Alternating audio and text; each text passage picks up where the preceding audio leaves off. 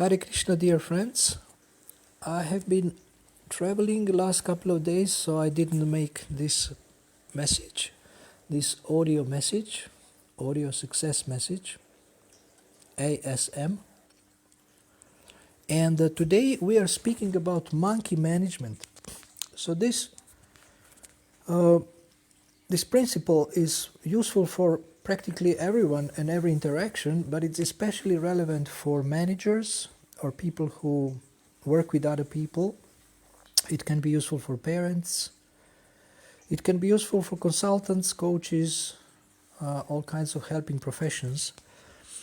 So when, for example, if you're a manager and your employee comes to you and asks you a question about what to do, about how to solve the problem, their problem is considered to be a monkey. It's a metaphor. It's something that is sitting on his shoulder, and when they ask you for help and ask you to do something, ask you for the next step, actually they delegate to you their next task. And then you say, okay, I will get back to you. So when you say, I will get back to you, you take the monkey on your shoulder from their back. And if a child asks you a question, you can first ask them, what do you think about this? What do you think is the best answer to this question? If you would be a genius, how would you answer this question? If you would be super intelligent, how would you ask this question? So you can learn the art of giving the monkey back. When somebody wants to delegate to you a task, or they want to engage you in solving their problem, you can actually give the monkey back. Why this is good?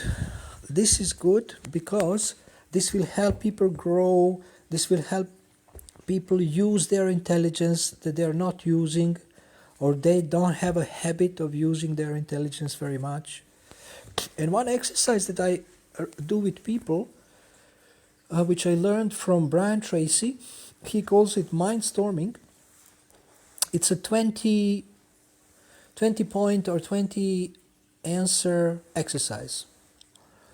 So if you have a problem, for example, you write down the problem at the top of the page, and then you try to give 20 answers to this problem.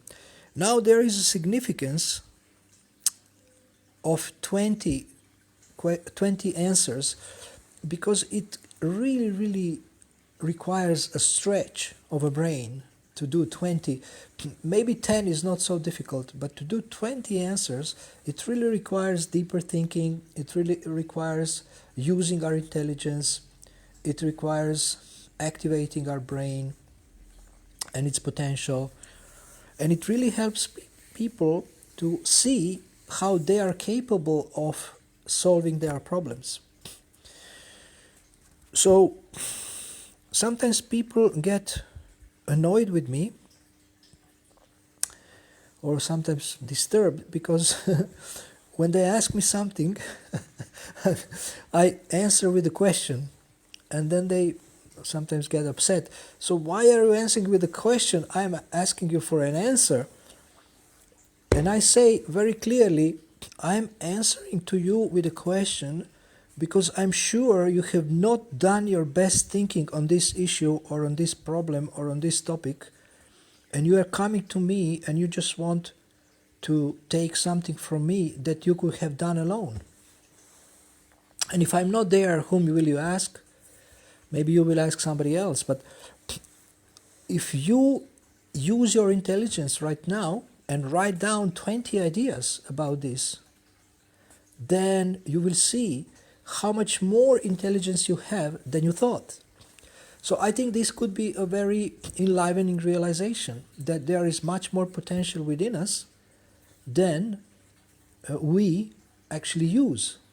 And if we have ideas, we have techniques, we have tools how to access this intelligence, which ultimately comes from the super soul, it ultimately comes from God, then why don't we do it?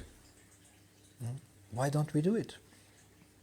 So this is the way to expand our intelligence, by using this 20 answer exercise. So this is something for you to think about. If you have any questions, you can write me. But I think it's a great metaphor that it's called monkey management, or giving the monkey back. If somebody gives you a problem or gives you a task, next task, then you always learn the art of actually helping them to find the solution themselves, or find the answer themselves. And sometimes what I do, I explain this whole principle, and then I tell them, they ask me something which I don't really know the answer of. I don't know the answer to that question. Then I ask them to go and do a research in the database, in Wikipedia, or Google it, and then they get back to me and they give me the summary of their research. So it's not only that they will solve their own problem, but they will also help me and benefit me, and not only me myself, because I share these things with others.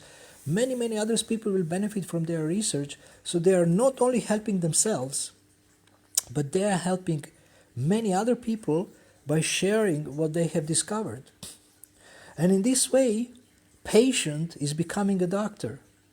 They come as a patient, they come as someone who needs help or healing or whatever, but slowly by this interesting process, they actually become a helper.